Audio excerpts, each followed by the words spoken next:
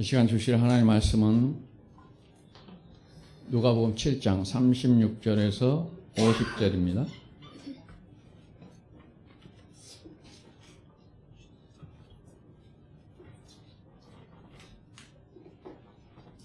(36절에서) 50절 한 절씩 교독하겠습니다.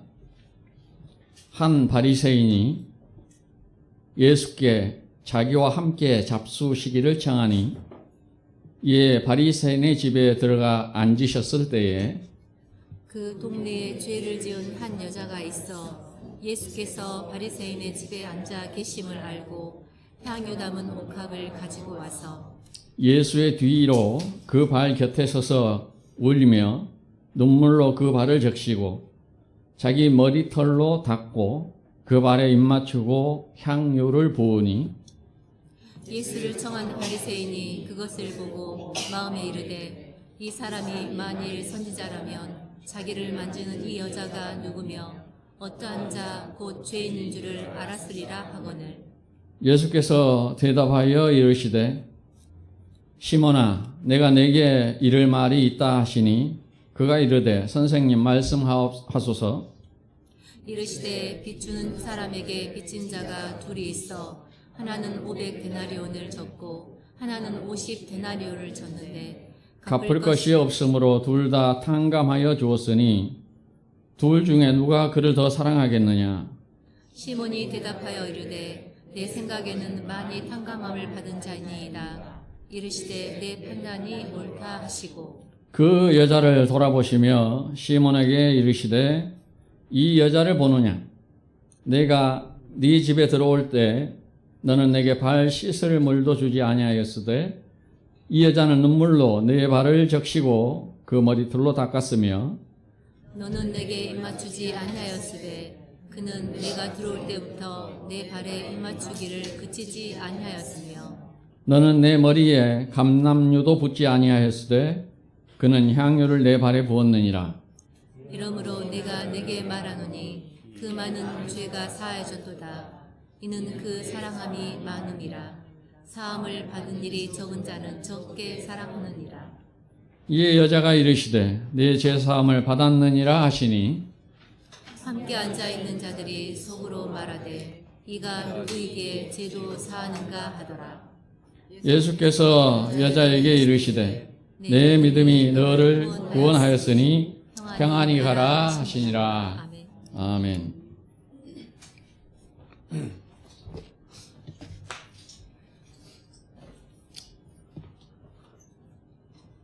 지난주에 본문에 세례 요한에 관한 이야기가 있었습니다. 세례 요한이 사람들의 소문을 듣고 예수님이 메시아인 것을 잠깐 의심했습니다. 그래서 예수님께 사람을 보내어 당신이 오실 메시아가 확실합니까? 라고 물었을 때 예수님께서 결론적으로 확실하다 이렇게 대답을 하셨죠. 그리고 이제 예수님께서 다른 이야기를 하셨죠. 어떤 이야기를 하셨냐면 그 현장에 있는 많은 사람들을 들으라고 바리새인들과 죄인에 관한 이야기를 하시죠.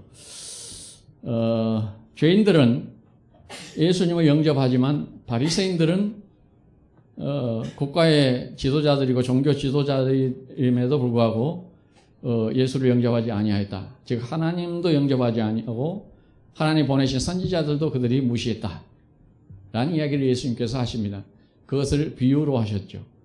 그래서 시장에서 아이들이 이 놀이를 하는데 결혼식 놀이와 장례식 놀이를 하는데 한쪽이 이렇게 하면 다른 쪽이 같이 반응을 해줘야 되는데 반응하지 않더라. 그 이야기를 하셨죠. 그러면서 이제 주님께서 지난주에 읽었던 본문입니다. 7장 35절에 아주 의미심장한 말씀을 하셨습니다. 지혜는 자기의 모든 자녀로 인하여 옳다함을 얻느니라. 이렇게 말씀을 하시죠. 지혜는 자기의 모든 자녀로 인하여 옳다함을 얻느니라.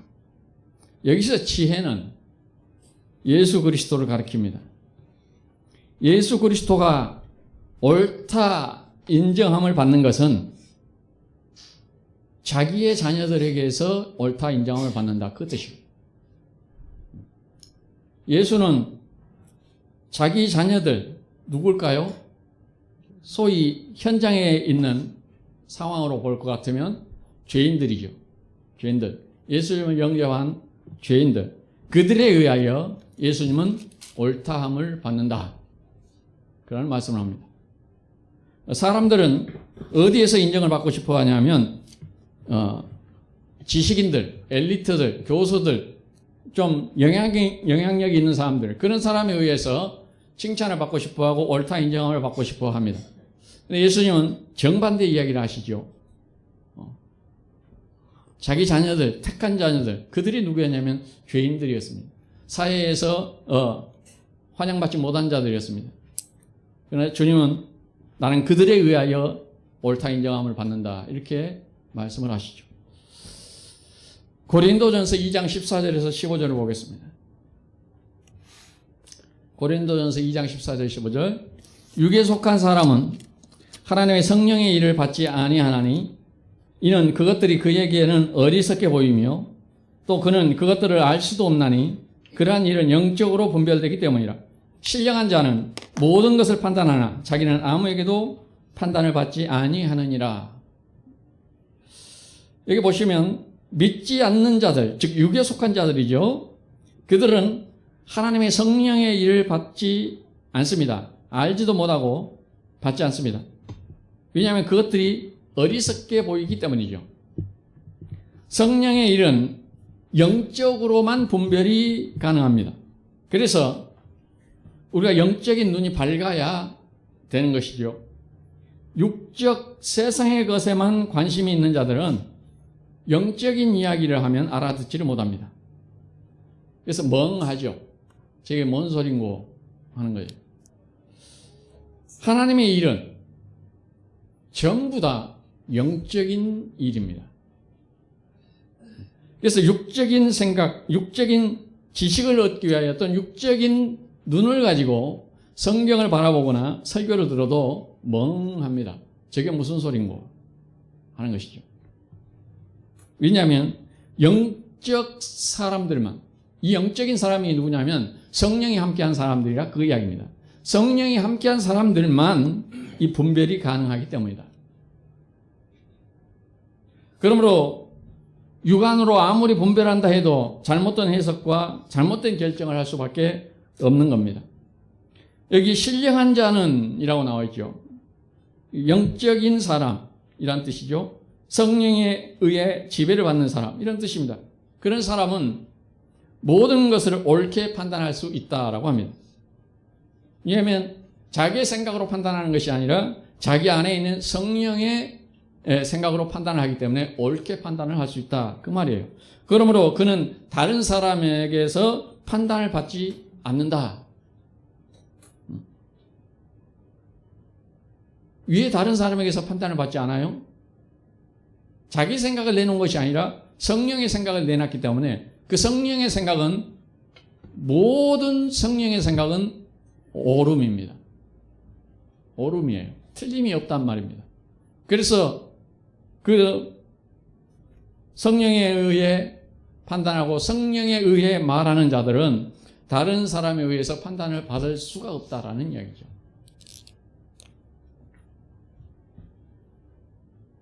그래서 바울이 고린도전서에서 이렇게 이야기를 합니다. 2장 16절에서 누가 주의 마음을 알아서 주를 가르치겠느냐. 그러나 우리가 그리스도의 마음을 가졌느니라.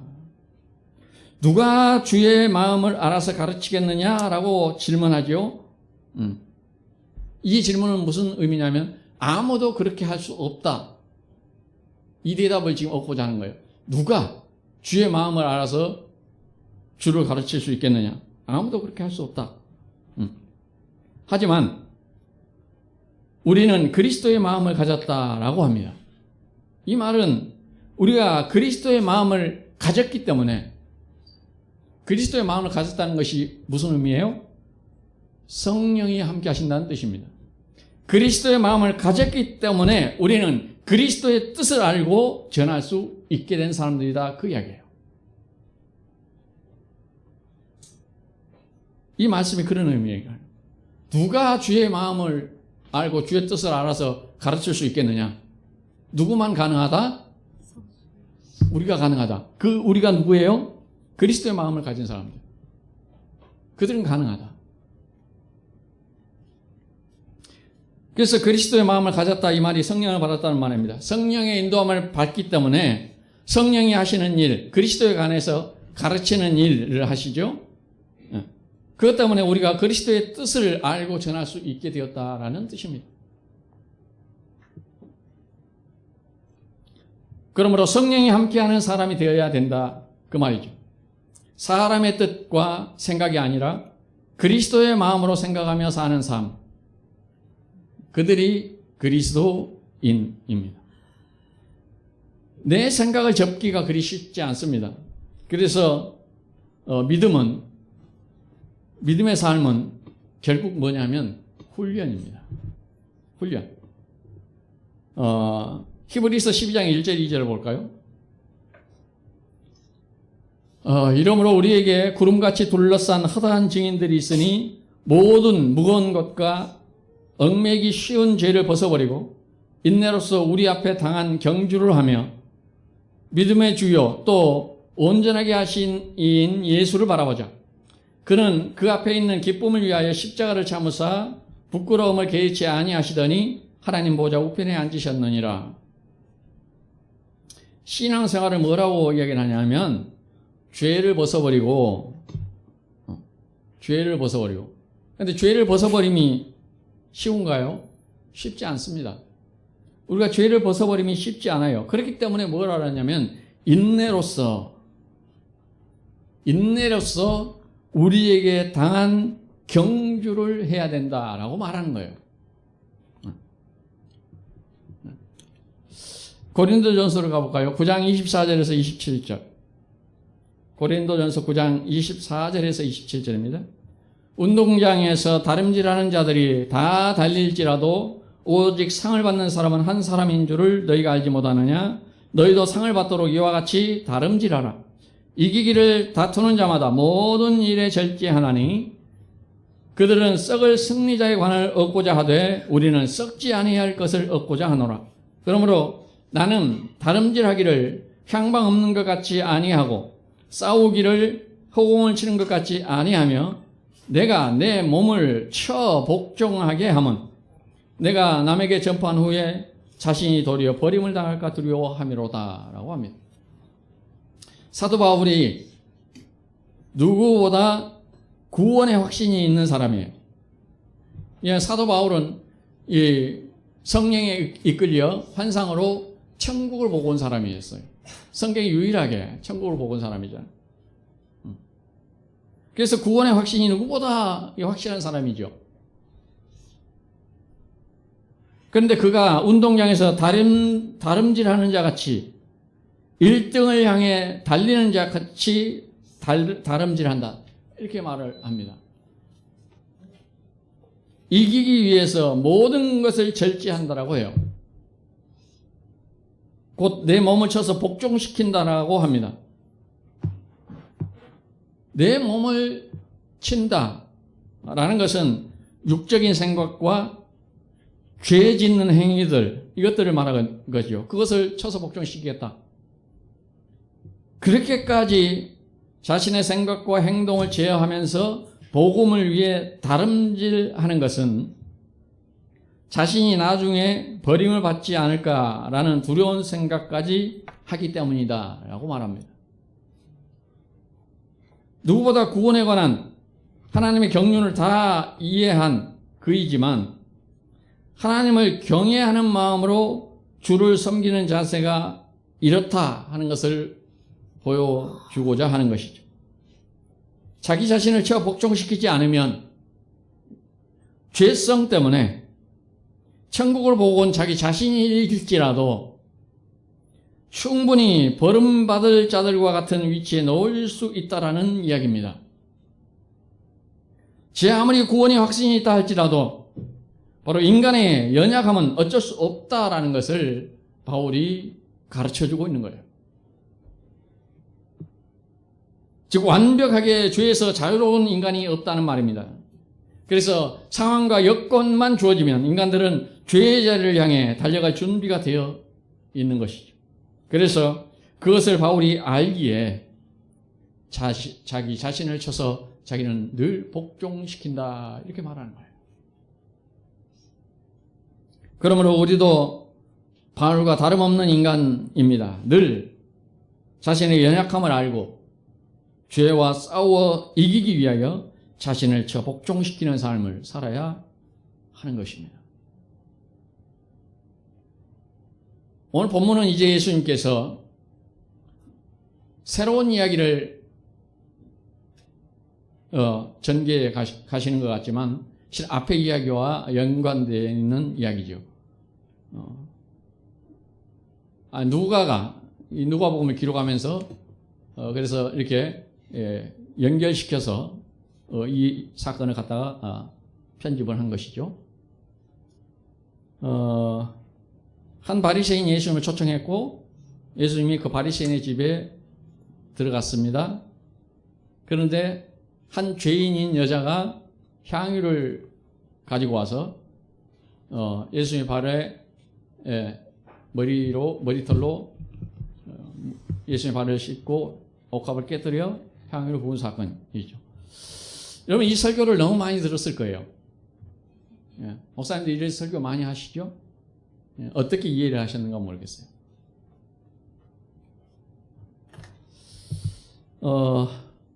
저는 제목을 믿음의 도발 이렇게 잡았습니다. 이 여인의 행동이 도발적인 행위였다라는 이야기죠. 왜 그러하여금 이런 도발적인 행동을 하게 했는가? 그게 바로 뭐다?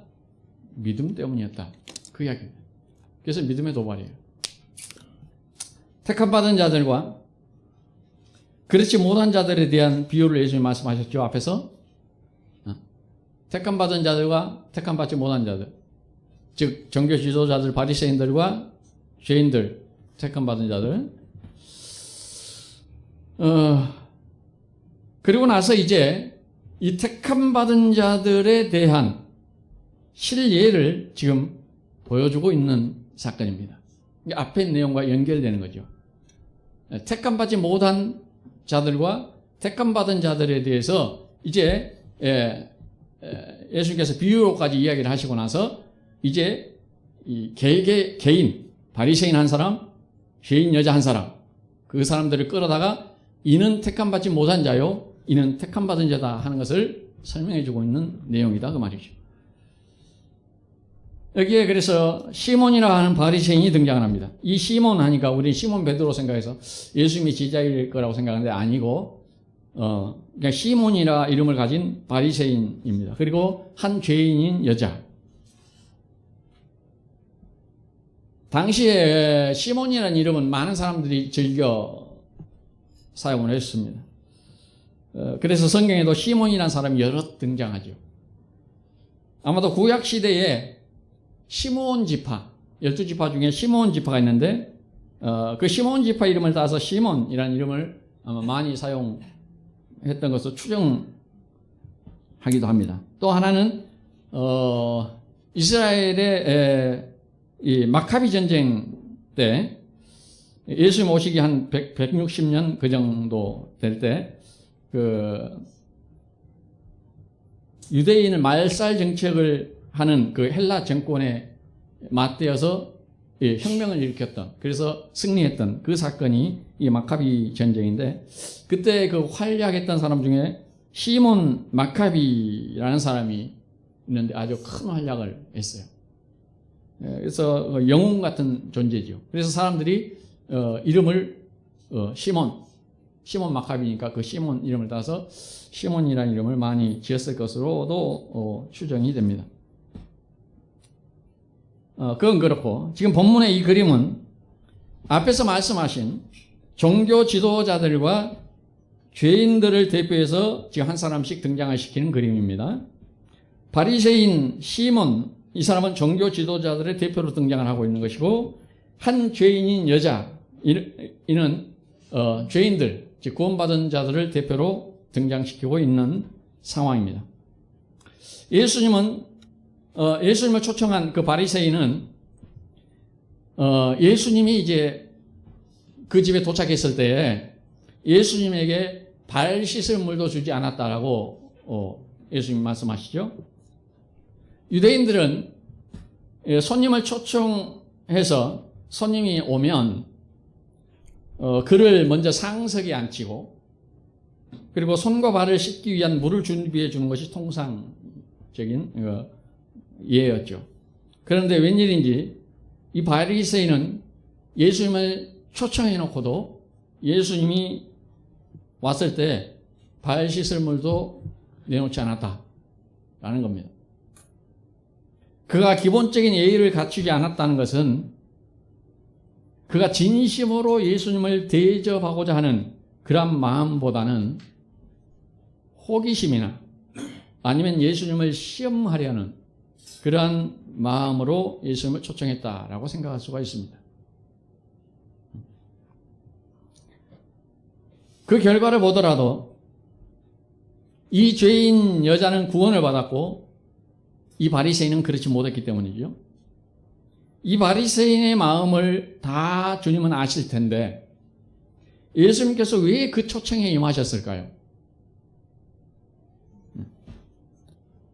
예수님이 그 초청에 임하여서 가면 무시당할 것은 분명하잖아요.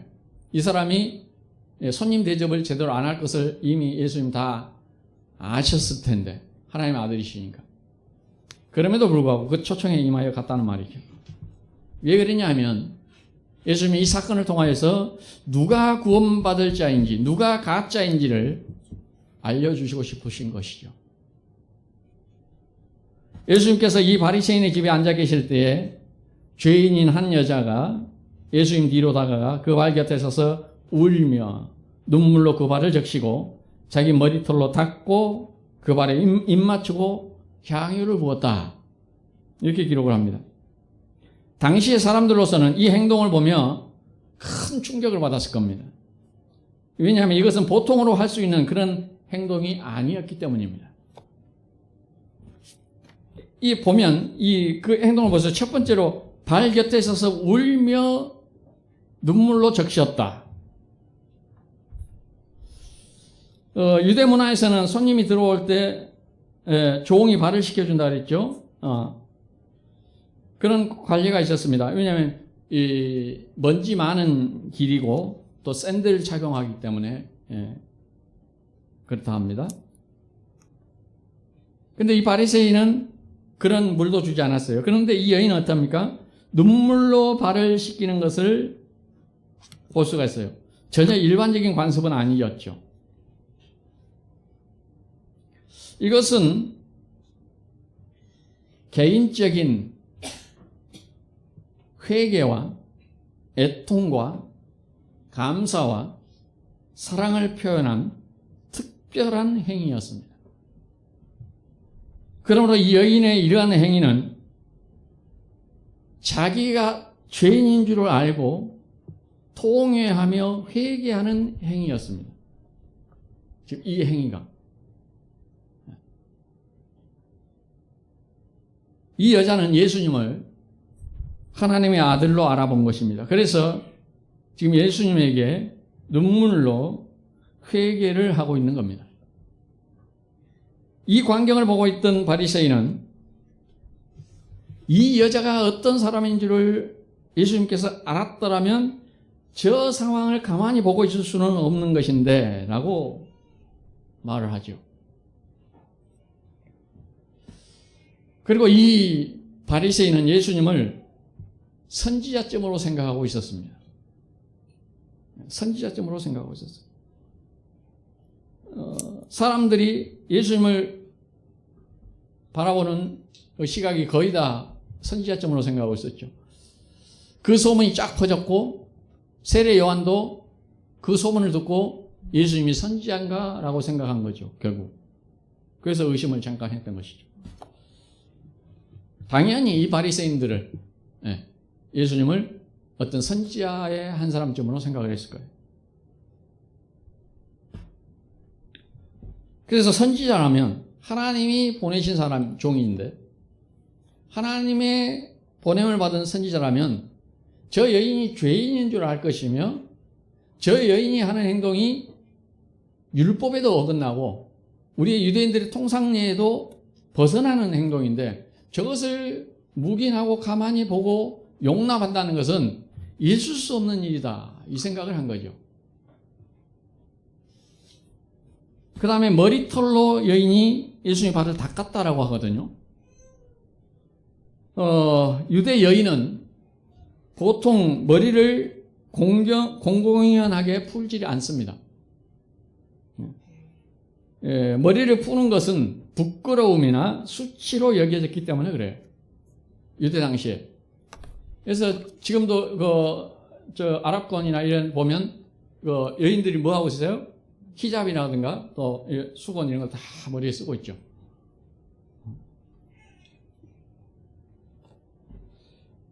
그들의 통상적인 문화예요. 고린도전서에도 보면 그런 내용이 나옵니다. 11장 5절에서 10절. 무릇 여자로서 머리에 쓴 것을 벗고 기도나 예언을 하는 자는 그 머리를 욕되게 하는 것이니 이는 머리를 미는 것과 다름이 없음이라. 만일 여자가 머리를 가리지 않거든 깎을 것이요. 만일 깎거나 미는 것이 여자에게 부끄러움이 되거든 가릴지니라. 남자는 하나님의 형상과 영광이니 그 머리를 마땅히 가리지 않거니와 여자는 남자의 영광이니라. 남자가 여자에게서 난 것이 아니요 여자가 남자에게서 났으며 또 남자가 여자를 위하여 지음을 받지 아니하고 여자가 남자를 위하여 지음을 받은 것이니 그러므로 여자는 천사들로 말미암아 권세 아래 있는 표를 그 머리 위에 둘지니라. 여자가 머리를 가리지 않는 것은 그 머리를 욕되게 하는 것이라고 합니다.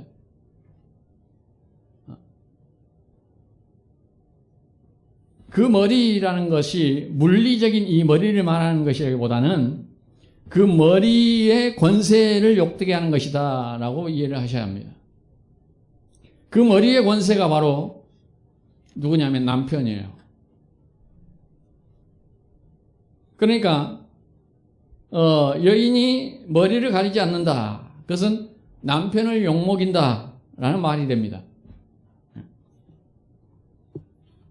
우리가 보통 자식이 잘못하면 뭐라 그래요? 부모 욕먹인다라고 말하는 것과 지금 같은 이야기를 하고 있는 거예요. 지금 이 고린도 문화권에 있는 그들의 삶을 가지고 지금 이야기를 하고 있는 겁니다. 이게 성경에 기록이 되어 있으니까 오늘날도 그대로 해야 된다 그래가지고 오늘날도 예배 때 여자들이 다 하얀 수건 쓰고 예배하는 그런 캐톨릭은 뭐 그렇게 하고 있지만 기독교 종파 중에서도 그렇게 하는 종파들이 있습니다.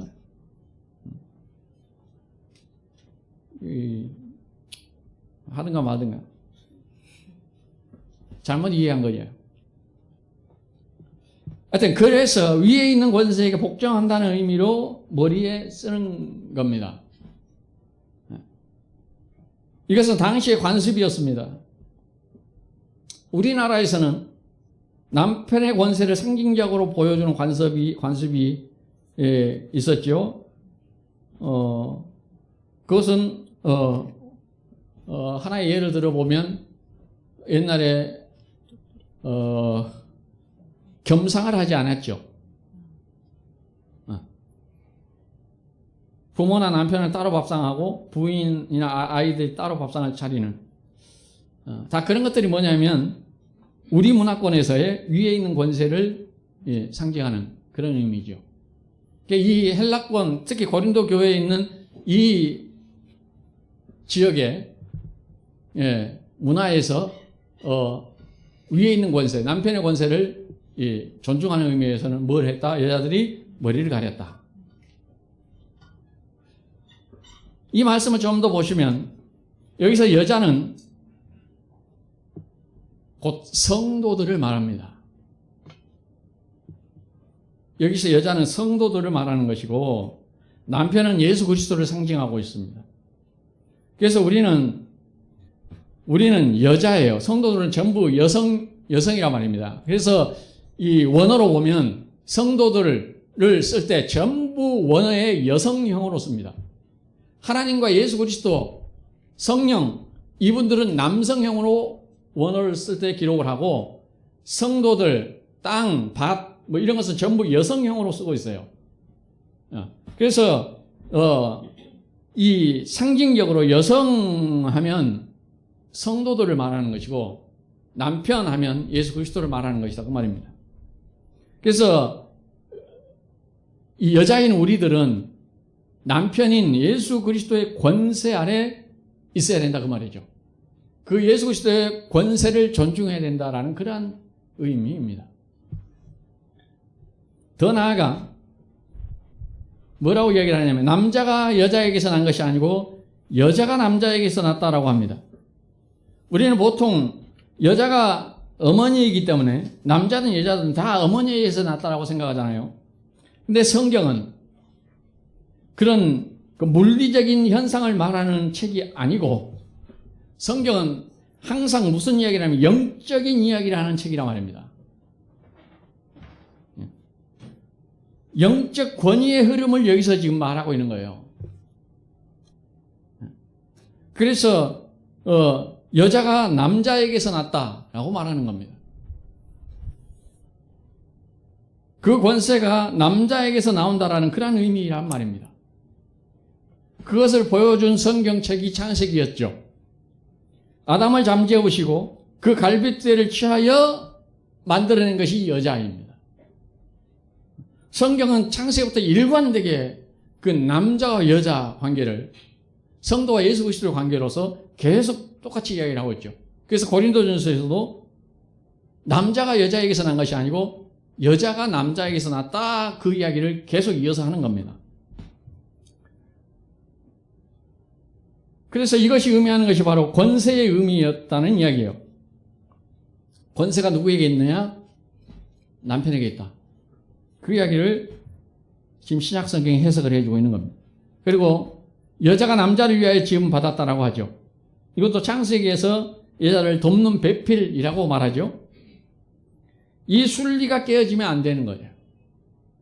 이걸 우리가 창조 원리라고 그러죠. 이 순리가 깨어지면 안 됩니다. 이것을 깨뜨리는 것이 죄였고 그 죄로 말미암아 여자가 남자를 지배하는 세상이 되어버린 것이죠.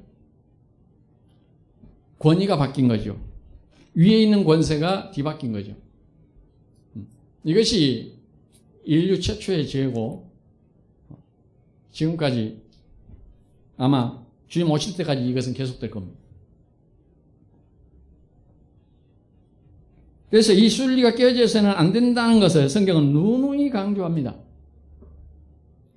그래서 성경을 영적 눈으로 해석하지 않으면 이 성경은 남녀 차별을 하고 남성 우월주의를 주장하는 책이 되어버리는 거죠.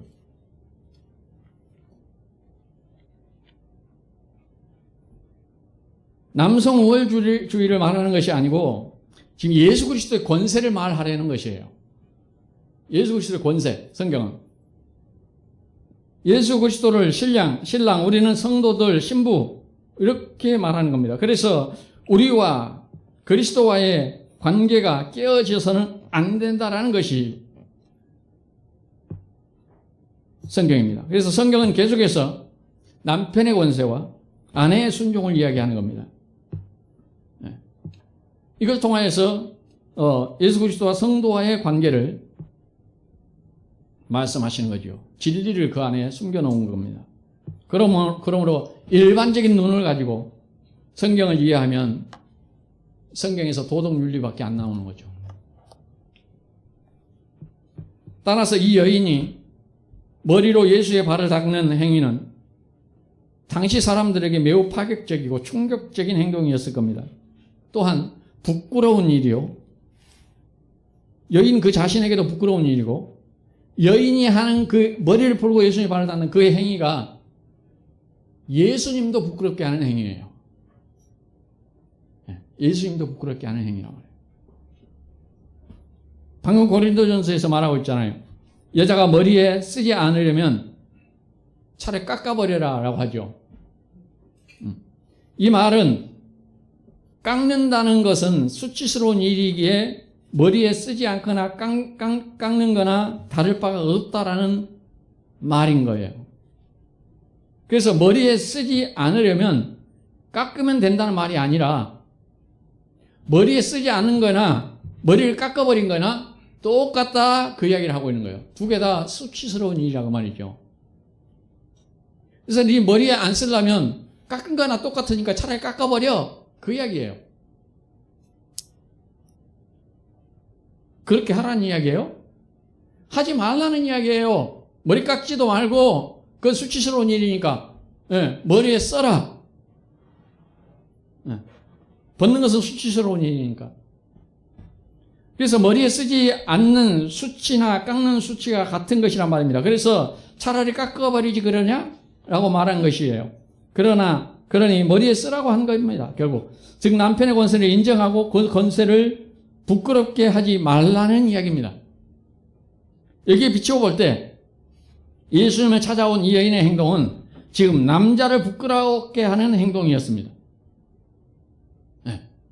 남자를 부끄럽게 하는 행위였어요. 머리 다 풀어헤치고 그냥 나타났으니까.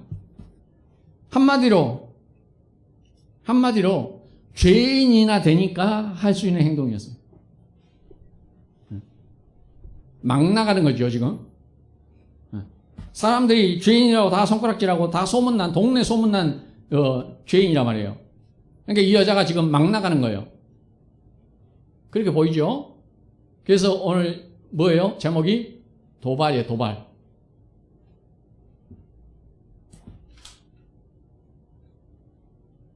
고상하고 순결하고 정결 이런 단어와는 거리가 멉니다 지금 이 여자의 행동이. 근데 우리가 아마 설교 들을 때 이 여자의 행동이 뭐 사랑과 순결과 정결과 헌신과 뭐 이런 걸로 설교를 들었을 거예요.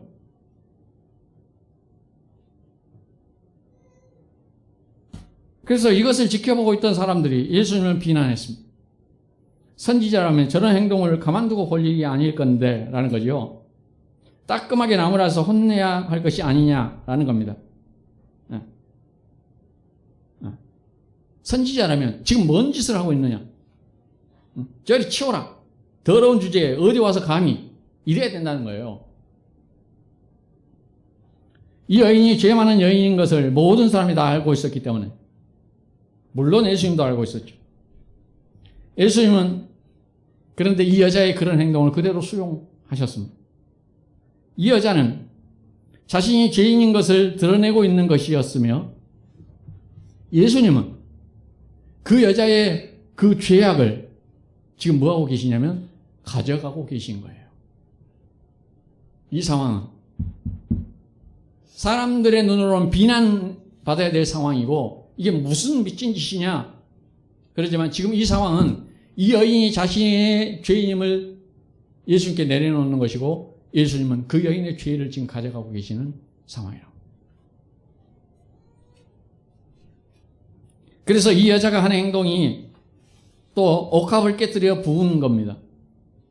즉, 이 옥합을 깨뜨려 부은 행동이 뭐냐 하면 여인의 헌신이 아니에요. 예수님을 사랑해서 예물을 드리는 그런 게 아니라고요. 아마 그런 설교 들었으면 머리에서 싹 지우셔야 돼요. 이 여인의 행동은 뭐냐? 옥합을 깨뜨려 부으는 이 행동은 다른 성경에서 이야기하잖아요. 예수님의 장사를 위한 것이다. 자기를 대신해서 자기의 죄를 지시고 죽으실 주님의 그 장사를 위해서 그렇게 행동한 것이다. 그 말입니다. 그래서 이 여자의 행위가 단순한 사랑과 헌신이 아니에요.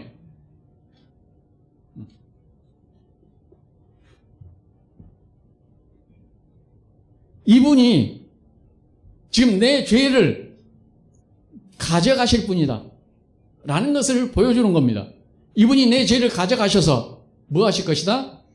죽으실 것이다. 그래서 그 죽음을 대비하기 위하여 뭘 하는 거예요? 옥합을 깨뜨려 향유를 부은 거예요. 시체에 향유를 붓는 그 모습을 이 여인이 취하고 있는 거예요. 이제 이 여인은 지금 무슨 생각을 하고 있는 거예요? 이분은 분명히 나의 죄를 가져가서 십자가에서 도말하실 분이다. 이걸 확신한 거죠. 그래서 예수님의 죽음에 향유를 부은 거죠. 마가복음 14장 8절 9절. 그는 힘을 다하여 내 몸에 향유를 부어 내 장례를 미리 준비하였느니라. 내가 진실로 너에게 이르노니 온 천하에 어디서든지 복음이 전파되는 곳에는 이 여자가 행한 일도 말하여 그를 기억하리라 하시니라. 여기 주님이 분명하게 말씀하시죠. 이 여자의 행동은 뭘 준비하는 거다? 나의 장례를 준비하는 거다. 예수님의 십자가를 말하는 겁니다. 누구를 위한 십자가이겠습니까? 바로 이 여인. 바로 죄인된 자기 자신을 위해 죽어주실 그 주님의 장례를 미리 알고 보여주는 행동이라 이 말입니다. 그래서 주님께서 방금 마가복음에서 뭐라고 이야기를 하시냐면 온 천하에 어디서든지 복음이 전파되는 곳에는 이 여자가 행한 일도 말하여 그를 기억하라 하리라.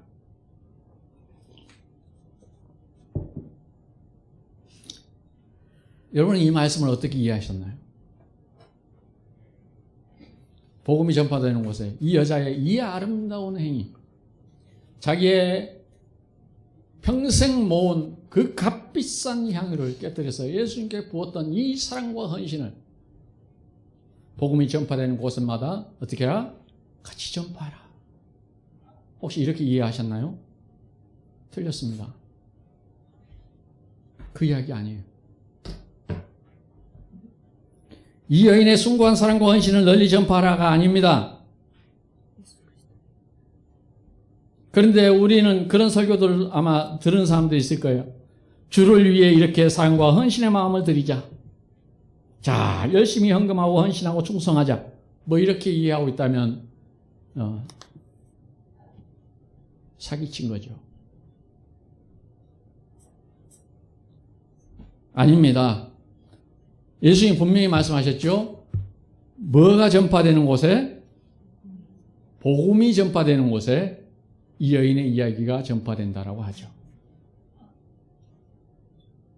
그렇다면 이 여인이 행한 행함이 뭐라는 거예요? 복음이라는 이야기입니다. 이 여인이 행한 그 행함이 지금 이 여인이 와서 눈물로 머리털로 예수님의 발을 씻기고 옥합을 깨뜨리고 이 행위가 지금 뭐 하는 거예요? 복음이라는 거예요. 복음. 복음.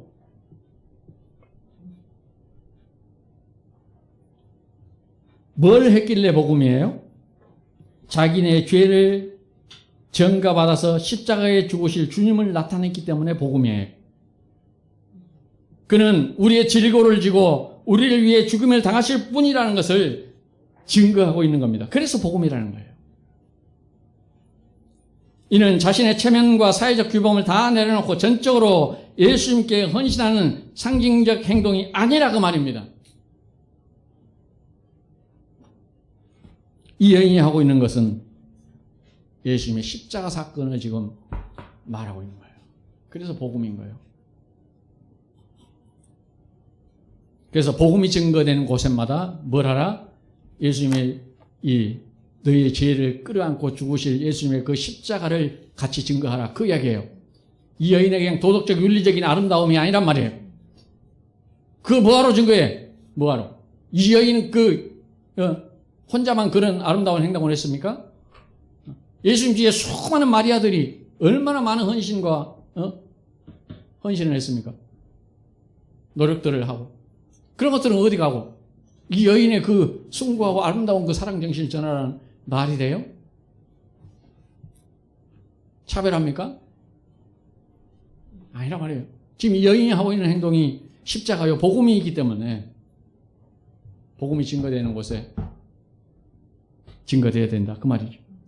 그 다음에 발에 입맞춤에 향유를 부었습니다. 입맞춤은 당시 인사법 중에 하나로 존경하는 스승이나 권위자에게 손이나 발에 입을 맞추는 것이었습니다. 그러나 이 여인이 예수님의 발에 입 맞췄다는 것을 지켜본 사람들로서는 이것도 당황하고 무례한 짓입니다. 왜냐하면 그는 죄인이었고 여자였기 때문에 여자는 당시에 제자가 될 수 없습니다. 우리는 너무나 자연스럽게 예수님의 주위의 여인들이 주님께 말씀을 듣고 함께 동행하는 모습을 아무렇지 않게 이해하지만 당시에 이런 유의 상황은 매우 드문 상황입니다. 아주 파격적인 거예요. 여자들에게는 율법을 가르치지 않았습니다. 당시에. 남성들에게만 율법을 가르쳤고 제도적으로 여자들에게는 율법을 공부하지 못하게 했던 시대입니다. 그런 시절에 공개석상에 저런 행동을 하는 이 여자는 마치 미친 여자 취급을 당함이 마땅한 상황인 거예요. 매를 때려서라도 밖으로 내쳐야 되는 그런 상황인 거예요, 지금. 이 여자의 입맞춤은 경외와 감사와 영광을 돌려드리는 행위인 겁니다. 주님을 알고, 주님은 이것을 알고 계시기 때문에 이 여자의 행동을 그냥 놔두신 것이죠. 자신이 죄에서 노임받고 구원받는 일에 있어서 사회적인 통념이나 사람들의 눈총이 그리 중요하지 않았던 겁니다. 죄인으로 손가락질을 받는 걸 알면서도 그는 주님 앞에 담대하게 나아갔고 자신의 죄를 속죄하시는 주님께 자신을 내려놓고 그에게 무한한 감사와 영광을 돌린 겁니다. 향유를 부은 것도 아까도 말했듯이 예수님의 장사를 위한 거예요. 향유는 매우 귀한 물품이었고 일반적으로 특별한 손님을 존대하거나 장례를 준비할 때 사용되었습니다. 이 값비싼 향유를 아낌없이 부은 것은 이것도 일상적인 행위가 아니라 오직 대속하실 주님을 위한 경외함을 표현하는 것입니다. 이 여자는 자신이 얼마나 많은 탕감을 받은 죄인인 줄을 아는 것이죠. 값비싼 향유를 가지고도 은혜에 대한 표현이 부족한 것을 안 겁니다. 그래서 최고의 죽음에 최고의 향을 뿌리기를 원했던 것이죠.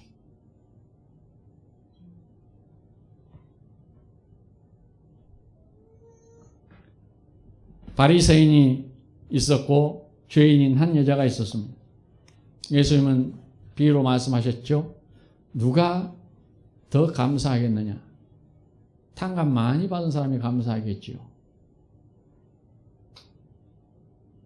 바리새인은 나는 죄가 별로 없어 라고 생각한 사람이고 이 여인은 나는 말도 못한 죄인이야 라고 생각한 사람이에요.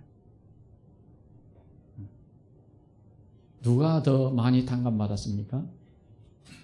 누가 더 감사할까요? 주님 앞에서 여러분은 어떻습니까? 죄가 나는 조금밖에 안 돼 라고 하고 계신가요?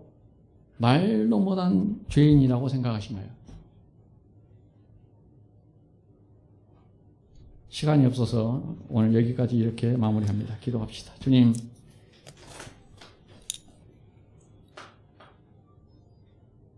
믿음이 주어진 자에게 이런 담대함과 믿음의 도발이 나타났습니다. 그리고 그는 예수님으로 말미암아 구원 얻은 자 되었습니다. 자기가 죄인인 줄 알고 자기 자신을 예수께 내어 맡기는 그런 믿음의 도발이 우리에게도 있게 하여 주옵소서. 사람의 생각과 사람의 눈치와 사회적 지위와 이런 것에 우리가 모든 것을 그런 곳에서 우리의 모든 것을 버려버리고 오직 예수 그리스도만을 바라보며 그 구원만을 바라보며 자기의 모든 것을 내려놓고 주님 앞에 눈물로 회개하며 주님을 따르는 그러한 주님의 제자들 되게 하여 주옵소서. 오늘도 우리를 구원하신 예수 그리스도의 이름으로 감사하며 기도하옵나이다. 아멘.